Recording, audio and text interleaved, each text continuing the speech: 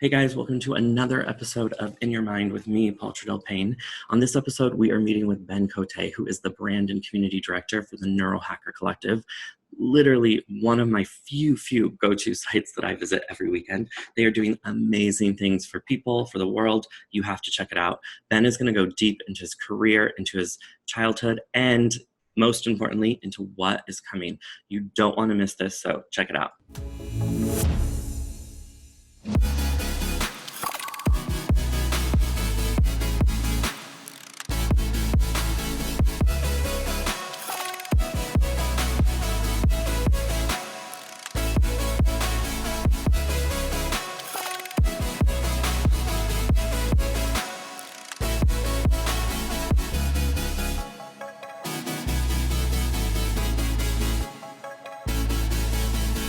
Hey everybody, welcome to another episode of In Your Mind with me. Today we have a very special guest.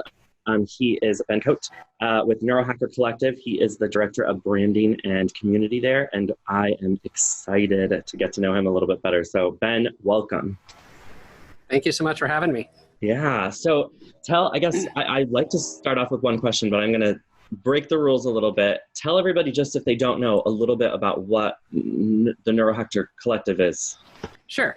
Nuerohacker Collective is a company designed we provide supplements and technologies and create content around helping people improve and live their best lives. So we got started we launched around 3 years ago. We were in R&D about 2.5 years prior to that before we launched our first product. And the gist of it, we started with Nootropics, which if you're not familiar with Nootropics, is kind of a new term for a lot of people. Think of it as a supplement or a vitamin for your brain. So helping support cognitive health, so memory, focus, drive, motivation, things like that. We saw a massive need in our world for people, problems and challenges that we need to solve. And we saw so much being asked and demanded of people that there was a strong demand and curve towards people turning towards solutions to get a quick fix, to get that focus and drive that they need, but have all these negative side effects, so this downregulation, dependency, things like that. So we saw a massive need for people wanting and looking for a healthy alternative solution towards giving them the nutrients their brain needs so they can do perform as they need to perform and do all the things that they're asked to do, but in a healthy way, so people can show up as their best selves to take on the challenges and problems of this world, because today more than ever we have massive problems that need solving, and we need people up to the task to do them. And you guys have that I'm never going to say that word correctly, I'm just going to let you know that, but one of the top everyone I know who does take these, I'm not even going to try and say the word, I'll let you just say it, but the supplements and what they do, they all rave about yours. Like everybody I know that's in Texas loves it. Yeah, it's a phenomenal product. And I was fairly new to nootropics when I started. Had heard the term, heard of them, listened to Joe Rogan, heard about all those things for years. I'm now very familiar with ours and our whole product line, obviously, and had a chance to try all the others in the industry. And obviously I'm biased, but I've gotten so much out of this as a tool and a technology to help improve and to get me where I want to be. It's remarkable in that, specifically with Qualia, our flagship product line, you feel it immediately the very first time you take it. It's not something that you need to take for weeks or days on end.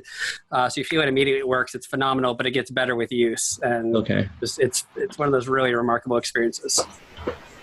Okay. I'm getting ahead of myself because I already have 15 questions I want to ask now. We have to start where we're supposed to start. And so I ask everybody to start from the beginning. So I want to know about Ben growing up.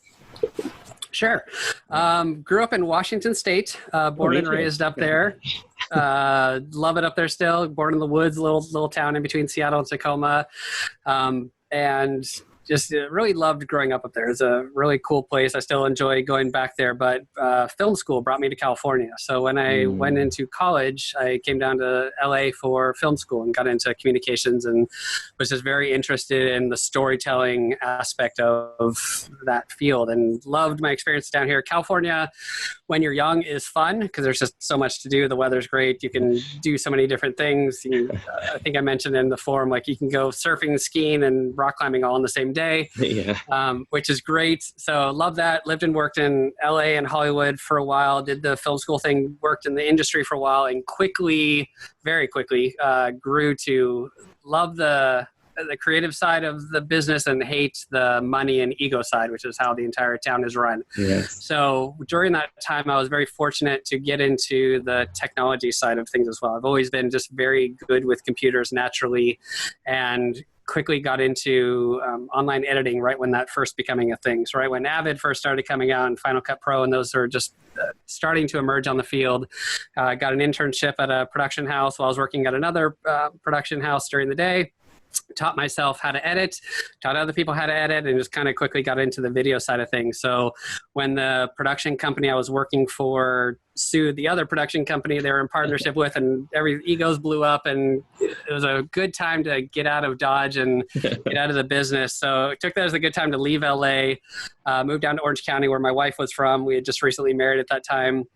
And ended up got into a video technology startup around video streaming, which was kind of my first foray into a real startup company, real technology startup, and really just fell in love with that side of the business. So the startups and doing, I love that experience where the small group of people, and you have so much to do, you kind of have to figure out how to make it work and how to do everything. And I'm kind of that jack of all trades person. I love to figure out how things work and just make them work.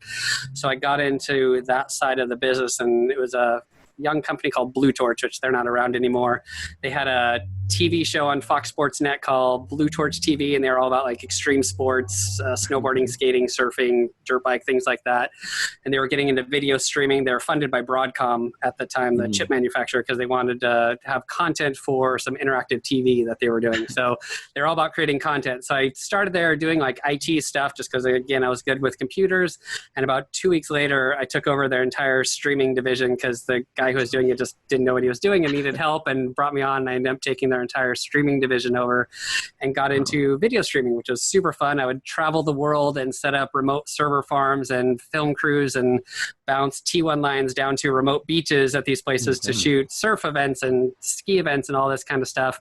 And it was super fun. This was right during the .com bubble as it was just starting to get big, and lived that .com lifestyle for a while, which was super fun. Ended up getting laid off while I was at an event, while I was on vacation for event, like total .com story. And a week later, I was found by another startup in San Diego, which brought me down to San Diego again in the video streaming thing, which was called DivX, D-I-V-X, which was doing video compression. So right when MP3s were starting to take off, this was the MP4 of video. So we were trying to do for MP3s, or do for video what MP3s was transitioning audio into at the time. So started that company and just, again, fell in love with that. So that was a phenomenal experience. I was able to grow that company from 5 people. I think I was the second person hired to 300 plus. We took it public, did everything there. So got my teeth fully got into that startup environment and just never looked back since. And since then, I've done several other startups in the industry. For this job, still in the startup space, but I was not working at the time when the CEO of DivX, who was the CEO of Nuerohacker, called me up out of the blue. I was taking some time off to raise my son and do some different things. And I was just starting to get a little bored and itchy and looking for a new project. And he reached out to me, told me what he was working on. And I was looking for something different because at the same time, GoPro was also wanting to hire me for something else. And it sounded interesting, but it was kind of something I've already done before. And I was wanting to kind of dig into something deeper. And this was definitely an interesting field of science and biology and neuroscience and all these kind of fields coming together. And he pitched me on the bigger picture of Nuerohacker, what they were thinking about, what they were working on. And then I met with the 2 other co-founders, James and Daniel Schmachtenberger, the 2 other brothers, and they just both blew me away with both how deep, connected, knowledgeable, and compassionate they were around the problems they were wanting to solve. And I just jumped right in and have been with them ever since.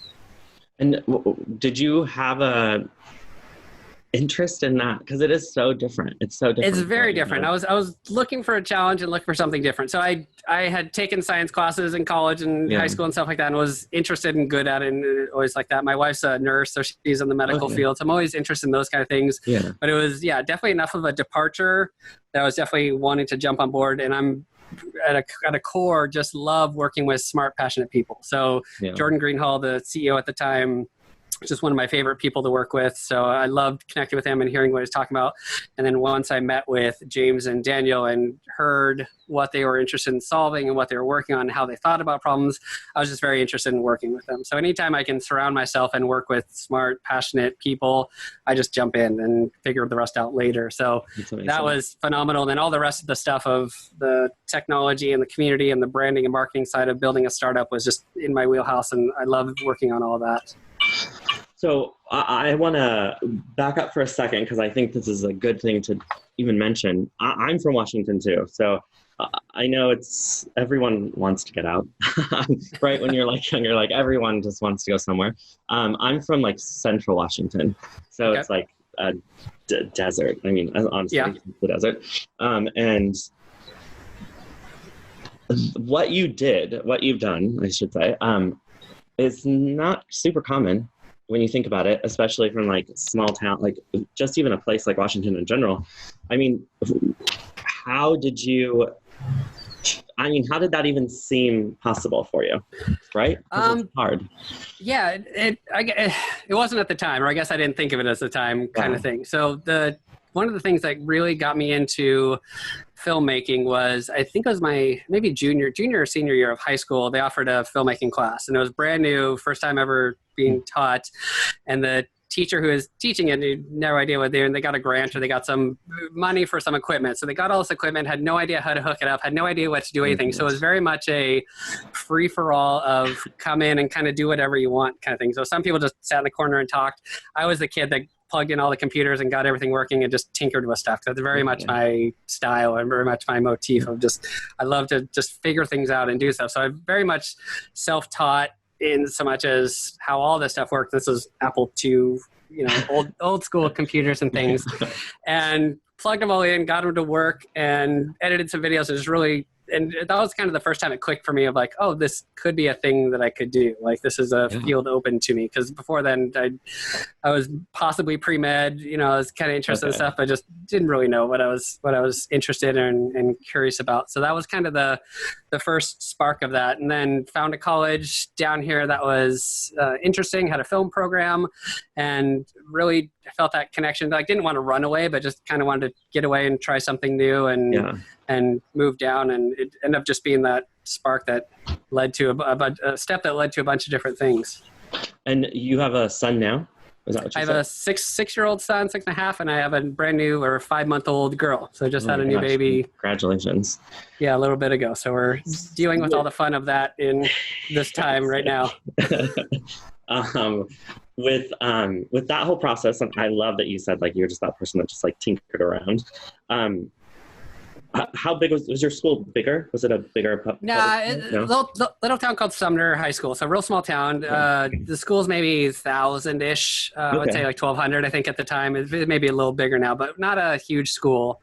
And were you into those sports and like stuff like that? Because you ended up filming so much of that world. I did sports. One of the other things I did constantly, which I'm happy and proud of, and kind of one of the things I like about my personality is I always wanted to try new things. So I was never terribly great at any sports, but I always pushed myself to try new things. So I did tennis, I did track, I did what else did I do? For sports, soccer. I didn't do football, but I did things I was purposely not good at just to get myself into that environment, to push myself to learn and to grow. I was a terrible runner, so I put myself in cross country just to kind of do that. And I was still terrible with that, but same thing. I always wanted to throw myself into things I didn't have experience with or weren't good at, to immerse myself in that and figure it out and learn. Like, if I had one superpower, it would be that I can just figure things out. And the more I can throw myself into the deep end to have to figure things out, the better I do with that. Where do you think you learned that? It's a good question. Ever since I was little, I've just been that kid that always just tinkered with stuff. Like, one of my favorite things to do when I was 6, 7, 8, 9 through 12 was kind of tinkering in my grandfather's garage, who lived next door to us. I would just go into his garage after school and just play with his tools and play with stuff. And then as I got older, 14, 15, 16, I started building cars and started doing that kind of stuff. So my dad was a mechanic, worked on big Kenworth trucks and things like that. So I definitely picked up a lot of technical handyman acumen from him, but a lot of it was just myself diving into things, taking things apart to see how they work, to figure out how to put them back together. Did you have siblings? I had an older sister, but she was about 5 years older. So we were close, but not, you know, within the same range. Like we were, didn't play together a lot, but close enough to hang out. So we kind of did our own separate thing. And I was just kind of young enough to be on my own. Yeah. And what about that journey from like, I'm moving from Washington State, now I'm going to go to California? Because I mean, I'm all too familiar with that journey, with just friends, everything. How did your family, how were they with that? They were fine. I don't remember a lot of hesitancy or pushback. My dad helped drive me down to school and helped set me up and everything like that. So that was cool. I had a very good supportive family. They were divorced, so they were separate and things like that, but still had a good support structure to help me through that. And had a few cousins and family members down in California in the area around, but yeah. So did you know anyone when you went to school? Nope. I don't think I knew. I think I knew one girl that I just happened to kind of quasi grew up with. But it was large enough school that didn't have any super close relationships. And did that adjustment, was that an easy adjustment for you? It was kind of nice just being thrown into the deep end of you're living on campus, you're in a new space, so you're kind of forced to make those connections. And it's good that you're thrown in with a group of guys and immediately connected with some friends that were in my dorm, across the hall, down the hall.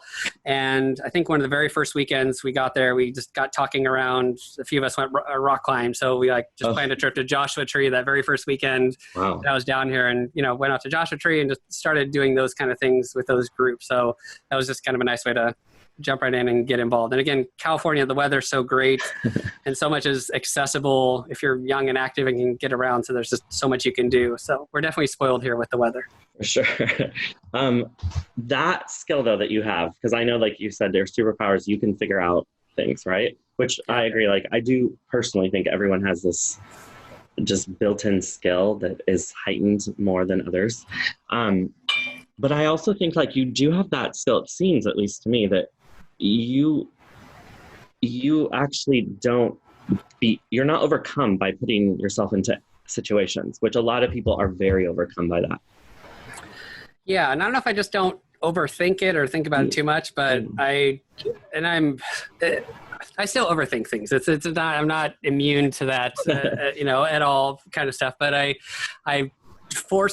tend to and want to try to force myself to take action. This is a thing where I'm feeling stuck in life, or I'm feeling unmotivated or whatever that is, just to dive in and make sure I'm like, get out of my head and get out of those loops and just do something. Like just start, take that first step, take the first thing, get going on it. Cause the whatever you're thinking about, the struggle, the how big you're making this problem, it's never that big. Like it's always, you make it bigger in your head, you make it insurmountable. And if you can just take that first step, get going, and then you do the project and it took you a half hour, took you an hour, and you're like, oh, I've been putting that off for 3 weeks or whatever, like running this through my head of this big thing. And it was really a 15-minute project or a 20-minute project. I just needed to get started. So taking action, getting in action is like that key step for anything in your life.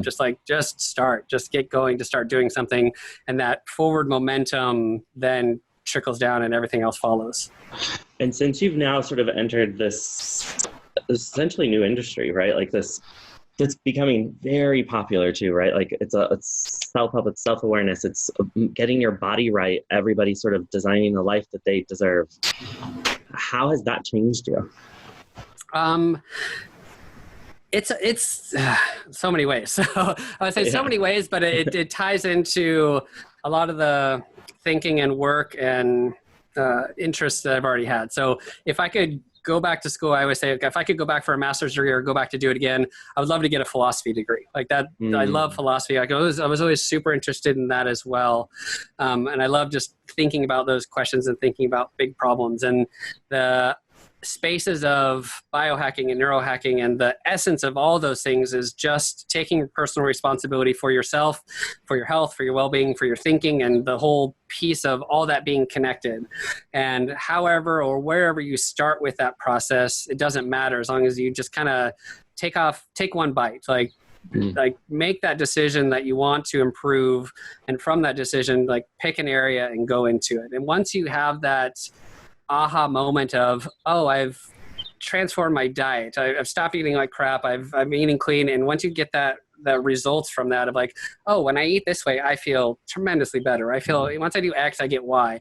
And once you get that light bulb to go off, the world opens up for you and so much more is available. Because you're like, oh, if this is possible in this area of my life, what else is possible? And then you start connecting the pieces to where, oh, my diet is connected to how my emotions and how I'm feeling, and my exercise is connected to my sleep, and my sleep, like all these pieces are in. So you start in one area and then you just start going down the rabbit hole. And that's been very true with me as well, of diet and nootropics and exercise and red light therapy and all these technologies and a lot of inner work and shadow work and all these things that I've been experimenting with. It just, you go into these positive spirals of just up-leveling your consciousness and the operating system you're running on. So it's right up my alley, and I'm very fortunate I got involved. I literally, no one I even know has ever mentioned shadow work before. You're the first person. I feel like I'm the only person that knows what that is. So tell me your experience on that, because that's awesome. This has been about a year ago. This has been just really a transformative year for me of doing a lot of that work. My father died maybe 2 years ago. And that just kind of kicked off, I don't know, like a midlife crisis or whatever. I'm like 44 now or something like that. But just kind of kicked off a lot of things. I'm like, things weren't working in my life. And I really was looking for help, and found some groups and found some courses and found some things, and really just started diving inward on my own psychology and how and why I think about things, and uncovering the mental breaks and the thought processes around the stuff. And this is work that I've been doing for a while. This year has kind of been a big catalyst, but even before then, I've done several courses through Landmark Forum and things like that, which kind of help uncover those things. And these are some really amazing things, because it's once you unlock the mysteries and the secrets of how you think, the thoughts that you think and how those kind of come up, it opens up this whole world to either changing some of those patterns and beliefs, to just seeing some of those emotions and stuff like that. So really kicking that off this year, just having tremendous breakthrough and aha moments of like, oh, this is why this person bugged me so much. Just because I saw these things that I couldn't express in myself or see in myself, I saw in this other person, and this person was just driving me crazy, and I couldn't figure out why. Like, what is it about this other person that's just driving me so crazy? And then coming to realize in myself, oh, they exhibit that shadow version of myself that I was suppressing and holding down and stuff like that. Even especially in this COVID time, I've had a quick quote unquote mini breakdown around week 3 of quarantine for me. Like when it first started for me, I was in this mindset of, oh, this is phenomenal. We're great. I work from home all the time. This will be easy. This will be great. And quietly, slowly started to break down. And then in week 2.5, 3 is getting a little stir crazy. In week 3, I just had this full breakdown where I just was showing up, not in the way I wanted to show up. And ultimately I was having, I had these thoughts in my head, and I may be the only one. Do you ever have these thoughts of, fantasizing about the apocalypse, I guess is kind of say like, if the world breaks down, how would you show up and how would you do that? And in this time of the world breaking down, I wasn't showing up in that way. And then had this tremendous guilt and shame around that. And then finally had this breakthrough of realizing no one's been through this before. No one, as much practice as you have in your head, this is new for everyone. And once I was able to stop and pause and take a break and reflect and honor those emotions and feelings and experiences I was having, the world then just suddenly flipped. And I was suddenly not having all these heavy feelings, and was able to turn around and get that stuff done. So this is just, again, another experience I've had recently around all this stuff, which is, it's fun. And is the supplements that you guys, that you make and you get to test, do you think that's helped you on this journey? Absolutely. One of the big things I got from Qualia, and Qualia it's our flagship product. It's a phenomenal tool, and it's so comprehensive in its formulation. Most other nootropics have between like 2 and 10 ingredients on the market. Ours has like 28. Yeah. And the reason we do this is we want to support your system and how it naturally regulates and functions. We don't want to hijack it or override it with a small number of ingredients. So you get the effects, but then you have to deal with all the downregulation or dependency and things like that. It's designed to support your system and how it naturally regulates and functions, just up-level that to increase the capacity and resilience of the system. And one of the things I noticed right away was within the first day and first week of use was it wipes out my procrastination. It's that feeling, that hesitancy to get started on something. I could literally feel that melt away, and I could pick up on a project and have all the focus and presence to work on it, complete it, put it down, and move on to the next one. And that was just tremendous, like just that getting into action feeling. And then in month 3, the big thing that kicked in for me was this emotional resiliency piece. And this is the piece that women tell us they most love about Qualia. And for me, this showed up as things that used to come into my world to annoy me, distract me, piss me off, take me out of my focus, now show up and just roll off my back. And I can either stay present and focused on the work I want to stay focused on, or stay present with the friends and family I'm spending time with. I'm not as distracted. And all these things are just toolkits in my system to help up-regulate and up-level me to this next level of performance and things. And this combined with the shadow work and the inner work and all the other things that I was doing just had a tremendous effect. Oh, I'm so happy, honestly, that you came on. I specifically asked our production team, please go find someone from Nuerohacker, because I had just so many friends of mine, especially since I moved here. I just moved from Washington here longer than 6 months, August of last year. So okay. New, but so many people here and that I've met that do this kind of thing are so adamant about this, what you guys offer, and it is the Qualia. It's like, please go take this. This is what it's going to do. It's going to help you. And I'm so hesitant, honestly, just on anything, on a pill, on anything. So I was like, I don't know, guys. I'm not a good pill person. I'm not a good drug person, to be honest. I'll go crazy. So, but I love that you said all that, because I know, I'm so happy you came, because I really did want sort of an outside perspective, right? Someone, I don't know, who can honestly say hey, this is a thing that I've gone through. And even some of the stuff you said 2 years ago, I see a healer, and 2 years ago actually is when she was telling me hey, I want you to be prepared. All this, the universe and world and all these things, they're changing, and it's going to happen really quick, and it's going to feel like it's going to throw your world. And you are not the first person who, same thing. It's I went through this. That's how I ended up here 2 years ago. A huge crate, just mentally a lot of stuff. And I've seen it time and time again, even since being here and interviewing people. It's oh yeah, 2 years ago this happened to you. It is crazy that stuff is, I love it. I love all this stuff, and it's rare that awesome. I get to talk about it constantly. So thank you for being here, and thank you for telling everybody about your story, your product. I think it's important, because I mean, you've actually convinced me. I'm about to go order some, because if it really will do that, I promise you I will be a better person. It's phenomenal. And your skepticism is healthy and very warranted. There's so many other pills and products out there, and having now tried all the others, I fully get and understand why people are skeptical. And just having the notion of, you take vitamins and other supplements for years and you don't feel anything. You don't do anything. You may or may not notice stuff.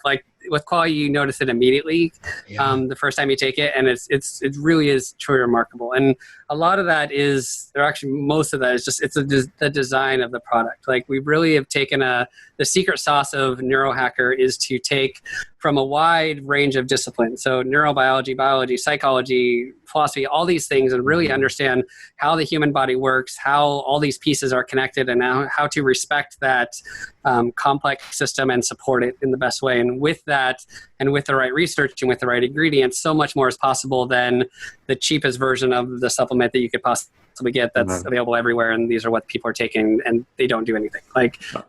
There is so much more possible, but the skepticism is very healthy. I fully appreciate that. I'm so happy though that you were here to explain it, because and I'll clear it up. I wasn't worried about the pill making me go. I'm just a crazy person.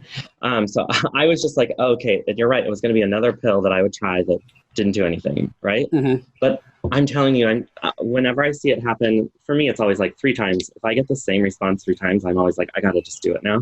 Yeah. And it's every person was happening, but it kept being people I know. So that's why I was so excited that you came on, because I was just like, this is finally going to be the person that tells me if it's real or not. So I'm happy. I'm really excited about it. And I have one final question. Sure. Because I do not want to forget it. If you could talk to your younger self, and I would say, like, whether it's 16-year-old Ben or 5-year-old Ben, whichever one, but I want you to tell us, what would you tell yourself today? Oh, goodness. I would encourage myself to say yes to more things. Like, I loved all the things I was able to say yes to, and I kind of wish there was just more time and more opportunities for those kind of things. And you kind of hear, and I fully appreciate and agree with the opposite advice of saying no to everything except the thing you're passionate on. But especially for younger people, try things. Like, get out there. If a friend comes up to you and say, hey, you want to go do this? Just say yes. Like, just throw yourself into places where you're meeting new people, try new things, to see what interests you, to see what you like, to gain that experience, to connect the dots. Because 10 years, 20 years, 25 years later, all these experiences help inform, not only who you are, but how you think about things, and connect these dots and put these pieces together. So the more of those experiences you could have and those connections you can make, I think the more informed and the better you are just in life. So say yes to things, travel everywhere and anywhere you can, try new experiences, do stuff with friends, and ultimately within that, like, relationships are everything. Like, get out there and connect with people. Like, that's kind of the big message that I would love to share with myself. I love it. We need to share it with everybody. Those are perfect things to leave with. So again, thank you so much, Ben, for being here. It was awesome. I really enjoyed chatting with you. And before we go, I guess I should say, how should people get in touch with you, or you in work? How should they follow? Absolutely. Nuerohacker.com is the website. You can follow us on social. We're at Nuerohacker on Instagram. I think we're at Nuerohacker Collective on Facebook. Those are the big ones. Perfect. All our products are on the website. You can try all of our products. We have a 100-day money-back guarantee. So if you try anything at all, you don't love it for whatever reason whatsoever, you let us know. We refund all of your money back, including tax, including shipping, and you keep the product. Like, we want to make it ridiculously easy for you to try it, to have it in your system, to see how it really works for you. So you can know that this is a good product and this is something that's worth purchasing for you. So if you guys are new to neurohacking and just want to learn more about it, we have a phenomenal guide on our website, neurohacker.com/guide. It's a free guide. It gives you kind of the foundational work of all this stuff, how all the pieces are connected. It talks about our products, but just barely. There's like a couple sentences, but it's really just about the foundations of health. So your sleep, your relationships, how you think about things, like all these aspects of your life that are all interconnected and intertwined. And it gives you a really nice breakdown of the 80-20 of, like, do these 20% things in each of these 4 categories, and you'll get 80% of the results. And then here's the 20% that are these optimization things above that, like nootropics or red light therapy or all these other tools and technologies that can increase your well-being and, to enable you to do the things you want to do in life and live the life you want to have. Love it. Thank you, Ben. It was awesome. I mean, everybody needs to follow him. It's one of the only, honestly, profiles that I regularly check up on Instagram, just because they have such good info. It's really one of my favorites. So I hope we honestly have to have you back. It's too good. So thank you. I hope you and your family stay safe out there. Be good. And we can't wait to see you next time. Thank you so much. I really appreciate it, Paul. See ya. See ya. Thanks again for checking out another episode of In Your Mind.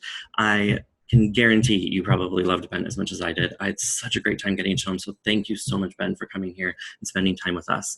And you guys can help me by liking, sharing, following, rating, commenting, whatever you can do to help spread the word about In Your Mind. I love bringing this content to you, and we will be back next week with even more stuff. So don't forget, check us out next week.